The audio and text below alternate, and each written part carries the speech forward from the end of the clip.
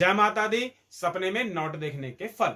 तो सपने में नोट देखना आमतौर पर धन लाभ और आर्थिक समृद्धि का संकेत होता है। अगर नए करारे नोट देखते हैं तो यह आर्थिक स्थिति में मजबूती और धन लाभ का संकेत है, जो आपकी आय में वृद्धि करने वाला है और तंगी से जो है छुटकारा दिलाने वाला है। अगर आप किसी से सपने में नोट लेना देख रहे हैं तो यह अचानक से धन लाभ का संकेत है, जो आपकी आर्थिक स्थिति को मजबूत कर सकता है।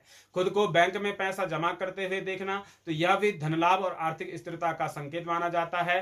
पैसे खोना या फिर फटे नोट देखना तो यह धन हानि या फिर किसी काम में असफलता का संकेत आपके लिए हो सकता है। ऐसे में लेन देन में आपको सावधानी बरतने की आवश्यकता होगी। अगर सिक्के देख रहे हैं आप सब जो है सपने में, या सिक्के खनखनाते हुए देख रहे हैं तो यह भी आर्थिक संकट और दुर्भाग्य का संकेत आपके लिए हो सकता है, जो भविष्य में जो है आपको आर्थिक तंगी से जूझने के लिए मजबूर कर सकता है। तो यह जो है स्वप्न शास्त्र के अनुसार सपने में नोट देखने का फल माना गया है। जय माता दी।